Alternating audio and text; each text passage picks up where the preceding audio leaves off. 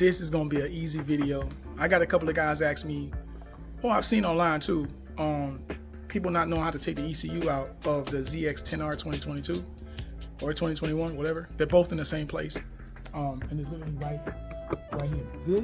These two cables or connectors are connected to the ECU. The ECU is literally underneath this. So let me show you how to take that out real quick. All right, you won't necessarily want to ever take your ECU out of your bike unless you want to get an ECU flashed. And since I got the exhaust system installed on the bike, I'm sorry, the slip-on, I think it's time to get the ECU flashed. So I did see on YouTube a couple of people install an exhaust system and they remove the servo. My friends, it's not necessary to remove the servo just yet, just so you don't have to have that RFI light or the check engine light. So I just left mine connected, and you still won't get a check engine light and it works like normal. So I'm going to show you, like if I was to turn the bike on. Oh, wait. So if I turn the bike on, the servo works like as if it's connected, but it's not. And then when you go to the front and I start the bike, the check engine light is on, right? But I'm going to start it and then it's going to go away.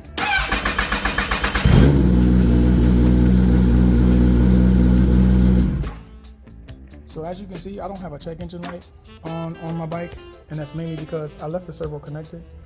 So if you're gonna get your ECU flashed, or if you're gonna get an exhaust system, leave it connected. The bike will run hot, mainly because the bike is thinking that the servo, which is connected, is opening the exhaust, and the bike doesn't know that it's not connected to the exhaust system to let more air out. So just understand, if you leave this connected, your bike's gonna run a lot hotter than it would if this was disconnected or you got it deleted. Nevertheless, we're gonna get the ECU taken out today. All right, so now that we have the battery disconnected, I can focus on taking this off and seeing if I can just remove the ECU with just these two. So let me just pop these off real quick.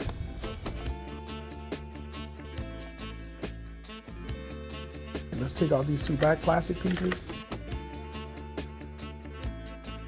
So now I should be able to just pop these two sensors off, relays off, I'm sorry. Oh no, it's not moving. Because of those. There's one there, and I believe there's one right there. So I gotta take those off. So yeah, you actually have to take off this whole back panel. Damn it! All right, let me take the back panel off then. All right, so just to make sure everybody's on the same page, right? You gotta take off this one so it can move. This one.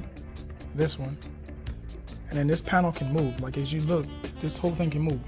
What you want access to is the one that's right there. And just by flexing this plastic over, I was able to get it out. All right.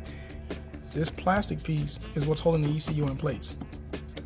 So now I can just pull these forward. Please don't tell me I need two hands. Yeah, I need two hands. All right, but basically you just pop these forward, it'll let go of the ECU, and then the ECU would then slide up and out of the back. Let me show you what I mean. All right, so after doing a little bit of finagling, so these two sensors back here. The temp sensor was plugged in. I disconnected it, but before I put everything back together, I'll make sure I plug in the temp sensor. But the tip sensor was on the left-hand side, just removed it. And then obviously this sits inside of here. To take this plastic off, you gotta move the left side over. And then basically what you're doing is you're gonna slide it out this way, take the black corner out, then you're gonna tilt up and then slide everybody out at one piece. Then you remove the temp sensor and then this comes out completely. Once you have this guy out, this is literally the ECU right here. It's not bolted down, it's not anything like that. All right, so now that these parts are pulled forward, you just basically, man, I can't do nothing with one hand. You basically pull this part, you basically just pull this part of the connector from the ECU, pull it forward, and that's gonna come right out. I might have to take out the servo, but I'm trying not to, because I don't want you to feel like you have to do that in order to take out the ECU. You should just be able to pull this some bitch forward. That doesn't want to come out. All right, finally. Once you remove these two pieces, the ECU does not want to move or slide or anything. So I have to figure out how to get this ECU out of here. looking feasible though. Maybe I gotta take these out. I'm gonna take this off and see if that's what's causing it to not come out.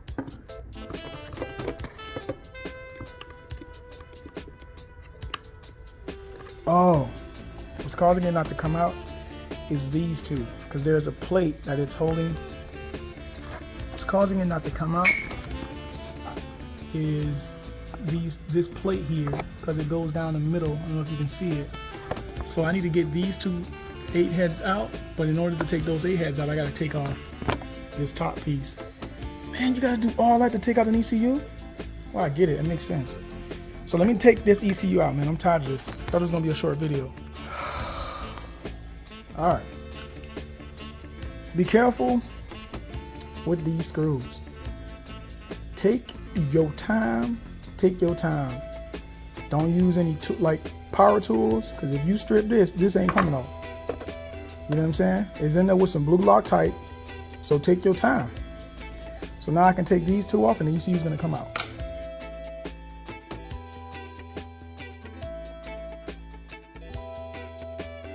All right, once you take these two out, the ECU is just pretty much out of there. I mean, that was easy as hell. Look at all that trunk space. So yeah, so now I'm just gonna ship this guy off. I'm gonna ship this off, and then when I get it back, we should have some minor instructions on what to do after the ECU flash. I'm gonna have a check engine light for, I think, the first 2 rides, and then after the check engine light goes away, like I can't use cruise control, I can't use quick shifter, things like that. But I'm gonna knock that. I think it's like you gotta ride 20 miles, 28 miles before the check engine light goes off again. So I'm gonna do that all in one day when I get the ECU back. So let me ship this off. See you, to you guys, it's gonna be a couple of seconds, but to me it's gonna be 7 days or 2 weeks, I don't know. But let me go ship this guy out. All right, now that we got the ECU taken out, I'm just gonna get this stuff ready now so that when I get my ECU back, I don't have to do this later. So I'm gonna take out the servo to the bike.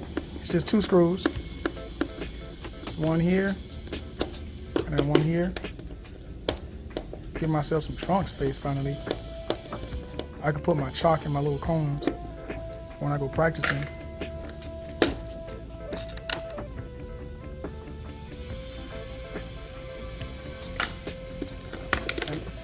And this guy comes up. Let me figure out how it's connected. Oh, it's connected here. Yes. So it's basically the 2 plugs that are in here.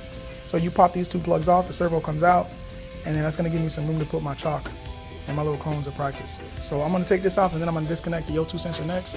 But I'm gonna do that when I get the ECU back. Now that we got the servo out, again, don't get rid of your OEM parts. So I'm gonna save that and I'm gonna connect it to the exhaust system. And then when or if I ever have to go back stock, I can. So something failed. Oh, it was this. You was here. I remember you now. All right. So now we got a little bit of space here. I'm gonna tuck these wires, clean these wires up a little bit, and wait for my ECU. Guys, don't judge me, okay? Don't judge me. Just don't judge me. The ECU is still gone.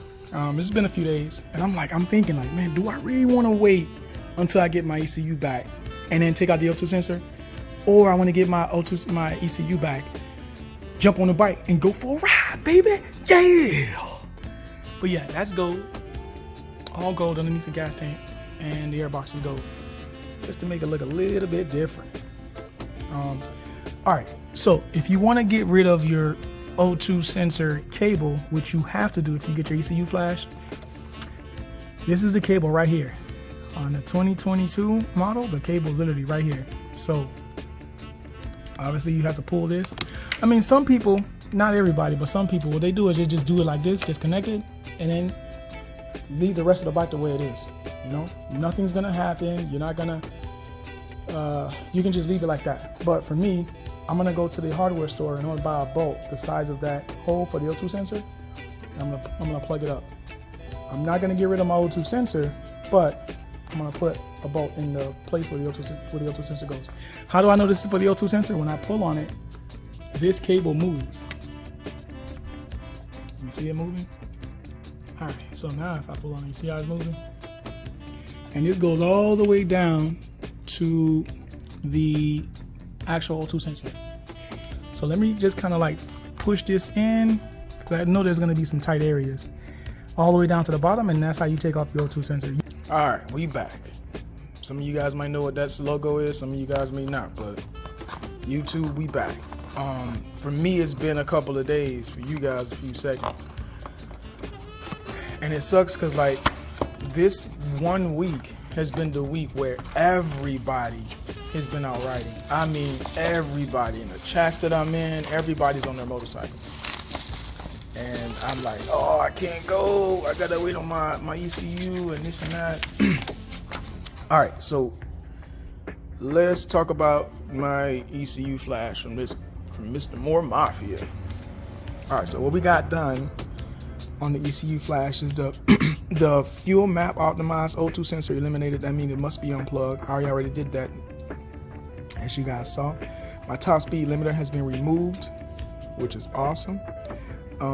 Timing has been optimized. Exhaust servo has been removed, which I already took off. My fan tip is dropped to 195, and my rev limiter is set to 14.3. Hell yeah! All restrictions removed. I did not want to delete the pair valve because I want the pops and bangs. He disabled the fuel cut, and then it says intake flap, and he disabled that as well. So let me explain what the intake flap is. So you hear it? Oh my God, I can't wait to get out of the road. All right, so if you look inside the intake box, you see that flap right there? That flap has to come out. All right, so now that we know that the ECU has been flashed, there is a few steps. I'm gonna put the ECU back on the bike. This part's gonna take me a few minutes because we don't have an ECU. So I'm gonna put it back on the bike, put everything back together, and then we're gonna go through the initial steps on how the ECU should be done to your bike. I will have a check engine light. I have to ride for a few miles, and then the check engine light will go away. But let me just put all this back together. All right, so I put the bike back together. It took me about 20 minutes or so, but whatever, the bike's back together. And now I'm ready to start the bike. So this is the most simplest. Okay, so basically what it says is, step 1, turn the key on for 10 seconds. Then turn it back off for 10 seconds. Start the bike and let it idle. Turn off the bike, wait 10 seconds, and you're ready to go. So let me, all right, whatever, let me just turn it on. So I want the fuel to prime. Turn on the bike for 10 seconds. You're gonna get all this. That's normal, it's gonna go away. Turn the bike back off.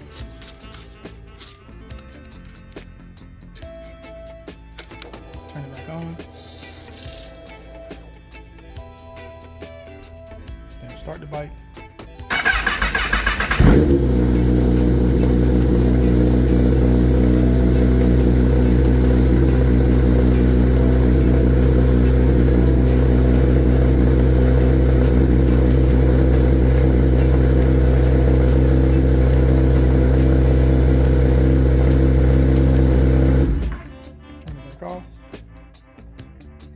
Now the next time I turn the bike back on, I can go for a ride, which is what I'm planning to do, baby. Yeah. But the one thing that I've done to this bike so far, which is the most important, is getting that ECU flashed since I have an exhaust on the bike. So let's get this all taken off, and that'll be the video. Geez, I'm trying to get a clear shot of it.